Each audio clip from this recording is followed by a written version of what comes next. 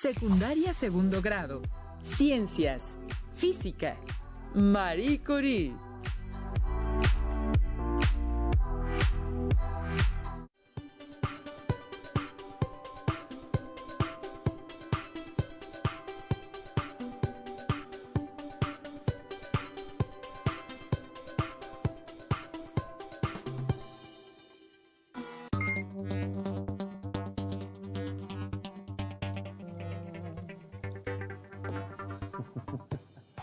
Bienvenidas y bienvenidos, estudiantes de segundo grado de secundaria.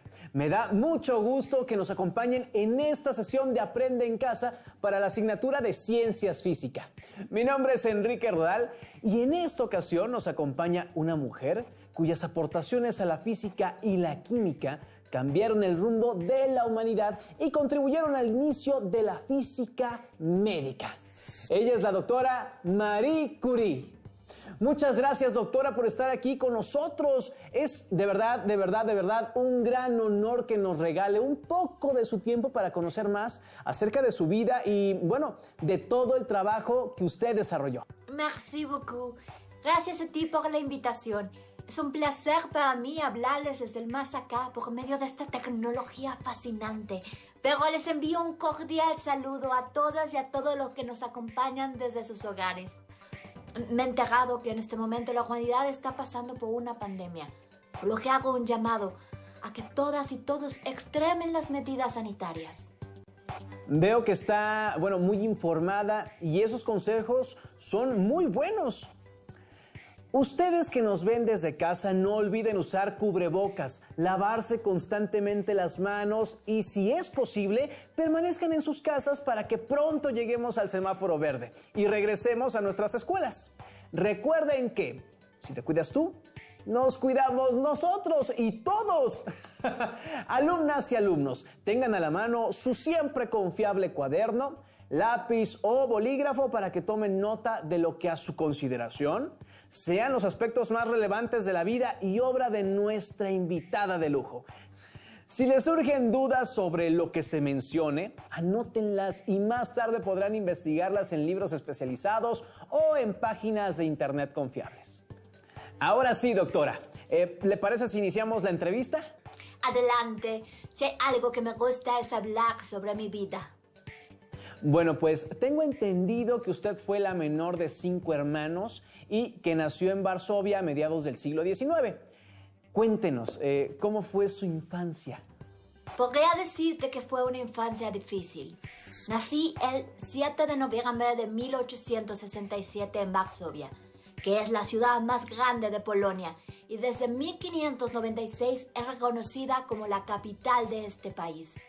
Mis padres me llamaron Marie Salomea Sklodowska. Entonces, a ver, resuélvame esta duda. ¿Su nombre no es Marie Curie? No, ¿cómo crees? El apellido Curie lo adopté al casarme con Pierre Curie. Ah, ya veo. Bueno, doctora, ¿ellos son sus padres? Así es. Mi madre, Bronislava Mariana Boguska, y mi padre, Vladislav Josef Sklodowski. Mi madre era maestra, pianista y cantante, mientras que mi padre era profesor de física y matemáticas. Por desgracia, cuando yo tenía 9 años, mi hermana mayor Sofía murió de tifus, una enfermedad infecciosa producida por varios tipos de bacterias. Y 2 años más tarde, mi madre se reunió con ella al fallecer de tuberculosis. Doctora, de verdad, lo siento muchísimo. No quiero traer tan tristes recuerdos. Una disculpa. No te preocupes. Eso pasó hace mucho tiempo. Además, actualmente las veo siempre. Menos mal y, oiga, qué dicha poder estar con ellos. Déjeme mostrarle esta foto que aparece en pantalla. Sí, aquí podemos ver a todos sus hermanos y a usted, por supuesto. Así es. La mayor es Sofía, mientras que yo soy la más pequeña. Estoy justo en medio de la foto abrazando a mi hermana Elena, que era solo 1 año mayor que yo. A la derecha podemos ver a mi hermano Joseph y a mi hermana Bronislava. Ella tenía el mismo nombre que mi madre. Cómo me gusta volver a ver esta foto de nuevo. Ay, qué bueno que le ha gustado, doctora. Pero síganos contando de su infancia. ¿Cómo era Varsovia en esos años? A principios de los 90, bueno, de 1790, Polonia fue invadida por Rusia, Prusia y Austria, lo que provocó que Varsovia se encontrara bajo la ocupación rusa. Rusia había impuesto su lengua y sus costumbres a la sociedad polaca. Sin embargo, la élite polaca, como protesta no violenta, impuso la educación científica y social como modo de mejora al mundo en el que vivíamos. Me imagino que al ser su padre un profesor, tenía un estilo de vida de nivel alto. Todo lo contrario, Sergei. Mi padre fue un seguidor activo de la Revolución Pacífica y las autoridades rusas penalizaban ese comportamiento. Él tuvo muchos problemas para mantener empleos con salarios decorosos, por lo que tuvimos que aprender a vivir de forma austera por la falta de dinero. Bueno, pero aún así usted logró ser una estudiante destacada por su excepcional capacidad de concentración e inteligencia. Me halagan tus comentarios. Gran parte de eso se lo debo a mi dedicación y a la dedicación de mi padre. Cuando las autoridades rusas prohibieron la enseñanza en los laboratorios, mi padre nos llevaba el material necesario para realizar experimentos en casa. De ese modo aprendí física y matemáticas. Oiga, entonces siempre estuvo en contacto con la ciencia. Claro, ayudada por su padre. Tienes razón. Desde muy pequeña me di cuenta que mi vocación eran las ciencias. Tengo entendido que a los 15 años logró graduarse con honores de la secundaria, como la mejor alumna de su clase. Pero no pudo cumplir su sueño de seguir estudiando en Polonia. Cuéntenos, ¿a qué se debió eso? ¿Qué pasó? En esa época, en Polonia estaba prohibida la entrada de mujeres a la universidad. Y desafortunadamente mi familia no tenía los recursos económicos para costear mi educación fuera de mi país. Qué terrible, doctora. No me imagino la frustración que debió sentir. Ahora sí que, por suerte, actualmente no tenemos ese tipo de prohibiciones absurdas. Todas y todos podemos acceder a una educación sin importar nuestro género. En verdad, me emociona mucho que cualquiera que lo desee, con un poco de esfuerzo, pueda cumplir sus metas. Bueno, y regresando, sígame contando más, doctora. ¿Por qué esas situaciones no truncaron su camino? Claro que no, pero sí me tomó algunos años más. Mi hermana Bronislava y yo hicimos un pacto. Yo le ayudaría a pagar sus estudios de medicina en París y después, cuando ella hubiera terminado, me ayudaría a pagar los míos. Trabajé durante 8 largos años como institutriz. Y ese tiempo parecía eterno. ¡Qué increíble pacto, doctora! ¿Y en esos 8 años siguió instruyéndose en sus áreas de interés? En mi tiempo libre estudiaba matemáticas y física por mi cuenta. Además, existía una de las llamadas universidades flotantes, que eran creadas clandestinamente por profesores polacos para ayudar a los que no podíamos estudiar por la opresión rusa. Disculpe, cuéntenos, cuando su hermana concluyó sus estudios, ¿sí le ayudó a cumplir su sueño? Sí, y ella me ayudaba con lo que podía. Pero también pude conseguir una beca. Y a los 24 años entré a la Facultad de Ciencias Matemáticas y Naturales de la Universidad de la Sorbona en París. Fíjese que por aquí tenemos una foto suya. A esa edad, déjeme mostrársela. ¡Ay, qué buenos recuerdos me trae! Yo era muy tímida. ¡Ay, pero mira mi cabello! Nunca supe peinármelo. Aunque llamaba mucho la atención por ser la única mujer y por mi forma austera de vestir. Además, siempre me sentaba en la primera fila y mi nombre resultaba impronunciable para mis compañeros. Le voy a ser muy sincero, la verdad es que sí está un poquito difícil de pronunciar. Discúlpeme. Doctora, ¿fue muy difícil adaptarse a estudiar en otro país? Una de las cosas que me detenía era el idioma, así que fue lo primero que estudié. Mi hermana en ese entonces ya estaba casada con un médico polaco y vivía en París, así que practicaba con ella. ¡Qué dicha! Entonces, durante sus estudios universitarios, vivió con su hermana. No, la casa de mi hermana estaba a 2 horas de camino de la universidad. Imagínate eso. ¿Quién pierde 2 horas de su vida en traslados? No. Yo preferí vivir en un barrio cercano. Renté un pequeño ático. ¿Y eso no representaba incomodidades para usted? Sí, la verdad es que tenía muy poco dinero. Muchas veces pasé hambre y frío.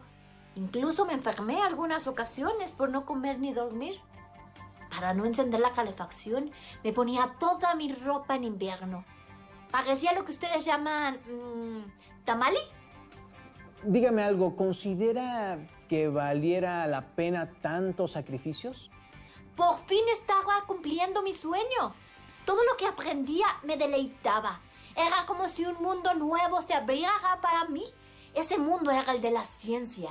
Por fin tenía acceso al conocimiento con total libertad. A pesar de las dificultades, su entusiasmo de verdad es que contagia y me alegra que haya logrado sus metas. Tengo entendido que usted se graduó como la mejor alumna de su clase en la primavera de 1893. Así fue. La mejor estudiante en la licenciatura de física. También estudié la licenciatura en matemáticas. En esa logré ser la segunda mejor. No me diga, estudió 2 carreras. ¡Qué impresionante! Al siguiente año conoció al físico Pierre Curie, ¿es verdad? Sí, así es. Ambos trabajábamos en el estudio del campo magnético. Pierre era una brillante esperanza de la física francesa, además de muy, muy guapo. Qué interesante. Doctora, cuéntenos más sobre el físico Pierre Curie, por favor. Pierre nació en París el 15 de mayo de 1859. Su padre era médico, por lo que recibió educación científica desde pequeño.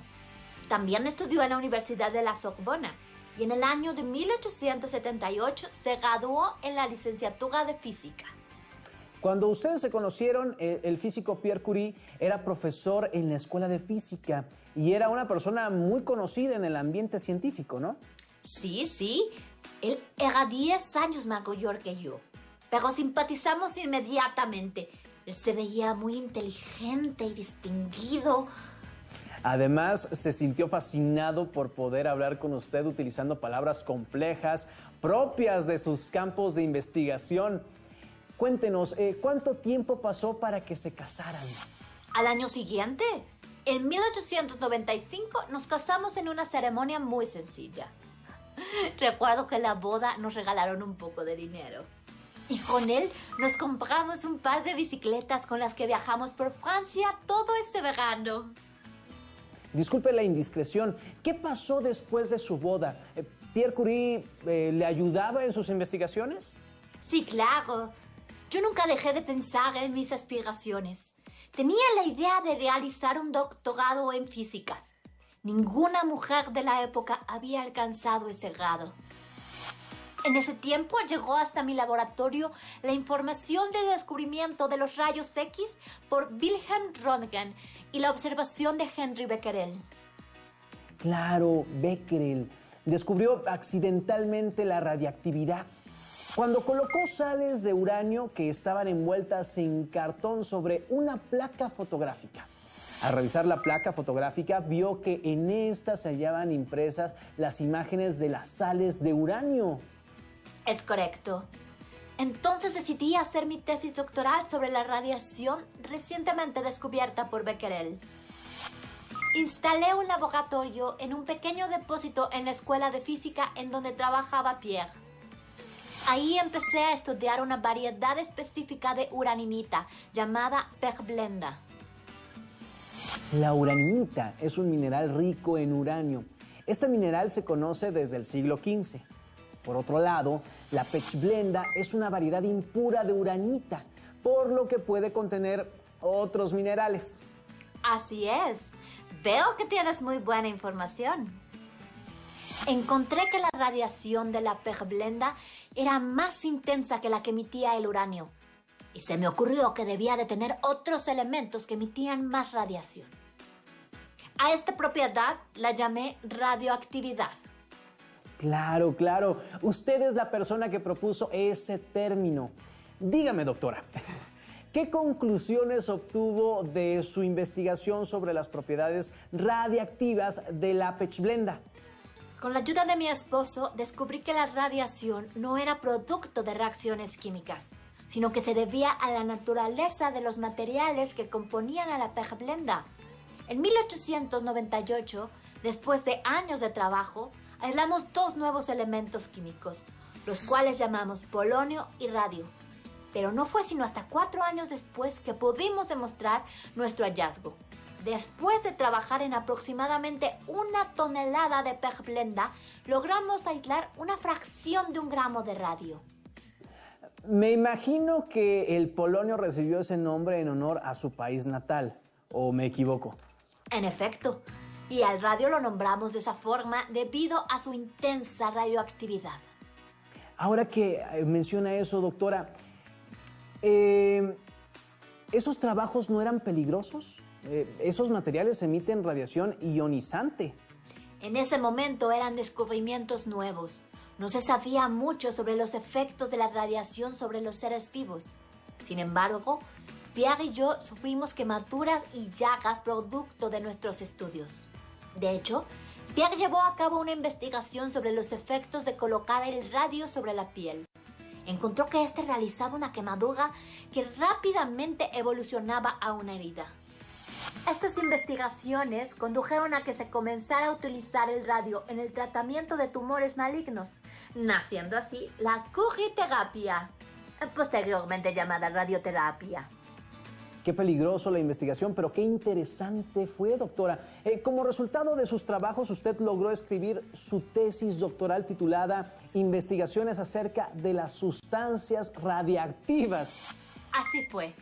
El 25 de junio de 1903 publiqué mi tesis y con ella obtuve mi doctorado. Fui la primera mujer con un doctorado en la Sorbona. Y en ese mismo año se anunció que usted, su esposo Pierre y Henry Becquerel habían ganado el Premio Nobel en Física por sus investigaciones sobre el fenómeno de la radiación. Debo decirte que en un principio la Academia Francesa solo había nominado a Pierre y a Henry, haciéndome a un lado por ser mujer. ¿Y qué fue lo que los hizo recapacitar? Pierre insistió que yo debía compartir ese honor y logró convencerlos. Gracias a eso, usted se convirtió en la primera mujer en ganar un premio Nobel. Me imagino que su fama le abrió puertas y su calidad de vida mejoró, creo que sustancialmente. Ganar el premio fue una gran felicidad para nosotros. Pero nuestra vida no cambió mucho. Pierre y yo seguíamos viviendo de forma modesta. Y las cosas se apretaron más con el nacimiento de nuestras hijas. Mira, en esta foto estamos Pierre, mi hija Irene y yo, en el jardín de nuestra casa. Qué hermosa familia, doctora. Una pregunta, cuando publicó su descubrimiento de los nuevos elementos, su hija mayor, Irene, ya tenía 1 año, puesto que ella nació el 12 de septiembre de 1897, ¿o me equivoco? Sí, y cuando mi pequeña Irene tenía 7 años, nació Yves, el 6 de diciembre de 1904. Y aunque su llegada fue muy esperada, afectó nuestra situación económica. Cierto, pero a pesar de esas dificultades, decidieron no patentar los resultados de sus investigaciones. Díganos, ¿a qué se debió eso? Pierre y yo platicamos sobre la importancia de publicar nuestros resultados, para que cualquiera que quisiera seguir investigando al respecto lo pudiera hacer. Podríamos decir que optamos por la pobreza para contribuir a que la ciencia se siguiera desarrollando. Recuerdo haberle dicho a Pierre que hacerlo de otro modo sería imposible, contrario al espíritu científico. Y también en ese mismo año, 1904, su esposo Pierre Curie fue nombrado como titular de la Cátedra de Física en la Sorbona de París. Supongo que ese hecho les ayudó un poco, ¿no? Fue una noticia que nos llenó de alegría. Sin embargo, esta duró poco tiempo. 2 años después, Pierre falleció al ser atropellado por un carruaje. Yo quedé muy afectada. Él era mi compañero y yo lo amaba profundamente. Siento mucho lo que sucedió, doctora. Ahora usted tenía que hacerse cargo de 2 pequeñas sin el apoyo de su esposo, claro. ¿Cómo logró compaginar la crianza de sus hijas con su trabajo en la investigación científica? La verdad es que me refugié con mucho más ímpetu en mis investigaciones. Afortunadamente, mi padre y mi tía Emily me ayudaron con mucho gusto a cuidar de mis hijas mientras yo trabajaba en la universidad. Tengo entendido que sus hijas tuvieron una educación ejemplar, pero que no asistían a las escuelas de París. ¿Por qué tomó esa decisión? Yo no estaba satisfecha con el nivel de calidad de las escuelas parisinas en la época. Fue por eso que mis hijas recibieron su educación principalmente en el hogar. Conseguí a distinguidos académicos que les daban clases, cada uno en su área de especialización. Y doctora, ¿usted también le dio clases de alguna materia a sus hijas? Claro, yo me encargué de enseñarles física, tal y como hizo mi padre conmigo. Quizá por eso fue que mi hija Irene desarrolló un gran interés por la ciencia. Era una niña muy buena en las matemáticas. Bueno, tan buena que también recibió un premio Nobel junto a su esposo Frederick en 1935 por sus trabajos en la síntesis de nuevos elementos radioactivos. Y dígame, doctora, ¿en qué área se especializó Eve? Ella se decidió por las artes. Estudió ciencias y filosofía graduándose en 1925. Fue concertista de piano, además de actriz y escritora. Sin duda, cada una de ellas triunfó a su modo. En esta foto que podemos ver están las 3. Cuando su esposo falleció, ¿se le ofreció a usted que ocupara su puesto como catedrática? Me imagino que lo aceptó sin pensar. Fue una decisión difícil, pero acepté suplir a mi esposo. Con eso me convertí en la primera mujer en tener una cátedra en la Universidad de París. El primer día estaban todos los alumnos atraídos por la curiosidad que representaba que una mujer diera clase. Todos me miraban como bicho raro mientras yo continuaba con el último tema que había enseñado Pierre. Con lo que nos cuenta, me doy cuenta que su vida fue una lucha constante contra la discriminación por su origen y el machismo. Por sus grandes logros, fue considerada como merecedora de un lugar en la Academia Francesa de Medicina, pero el machismo y la xenofobia hicieron que se le negara ese honor. Así es. Pero en 1911 recibí la noticia de que se me otorgaba por segunda vez el premio Nobel, esta ocasión en química, por el descubrimiento del peso atómico del radio. Y usted fue la primera persona en recibir 2 premios Nobel, honor que solo han recibido 3 personas más hasta ahora. ¿En serio? ¡Qué honor! Pues sí, yo seguía trabajando de forma incansable, pero aunque no lo notaba, mi salud se estaba deteriorando por la constante exposición a la radiación. Es verdad. Otra de sus grandes contribuciones vino en la Primera Guerra Mundial que se desarrolló entre los años 1914 y 1918. ¿Podría contarnos su experiencia? Claro. Junto con mi hija Irene trabajamos como enfermeras militares durante la Primera Guerra Mundial. Se me ocurrió que podíamos adaptar máquinas de rayos X en los carros. Estos carros fueron conocidos como unidades de rayos X portátiles y ayudaron a salvar la vida de muchos soldados. Es verdad. La constante exposición a la radiación y el permanente contacto con los rayos X durante 4 años hicieron grandes estragos en la salud de la doctora Marie Curie. En mayo de 1934 cayó enferma sufriendo de fatiga constante, mareos y fiebre. Los médicos le diagnosticaron leucemia complicada por una anemia severa. La doctora Marie Curie falleció el 4 de julio de 1934 a los 67 años de edad. Fue enterrada junto a su esposo en una ceremonia íntima. La doctora Marie Curie Libró muchas batallas a lo largo de su vida contra la situación política de su país natal, el machismo, la discriminación y la falta de recursos. Aún así, con su dedicación y empeño, logró contribuir no solo al crecimiento de la ciencia, sino a la aceptación de las mujeres en el ámbito académico. A casi 100 años de su muerte, gran parte de sus objetos personales, incluyendo la ropa, muebles, libros y sus notas de laboratorio, siguen contaminados por la radiación. Estos objetos, considerados como tesoros, están almacenados en una caja forrada con plomo en la Biblioteca Nacional de Francia en París. Para consultarlos se requiere de equipo especial. Los restos de Marie Curie, Pierre Curie, fueron trasladados al Panteón de París, donde yacen los restos de ciudadanos franceses distinguidos. Sus cuerpos fueron colocados en ataúdes forrados con placas de plomo de aproximadamente 1 pulgada.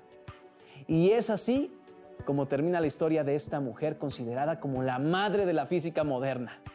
Esperamos que hayan disfrutado este ciclo de entrevistas y que les invite a reflexionar acerca de las circunstancias que rodearon la vida de estos grandes personajes.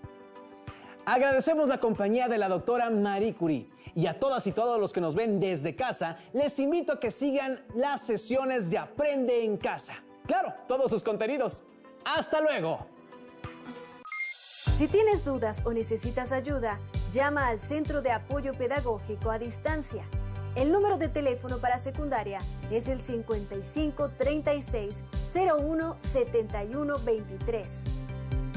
Si requieres consultar los libros de texto en versión digital, recuerda que los puedes encontrar en la página conalitec.cep.gov.mx.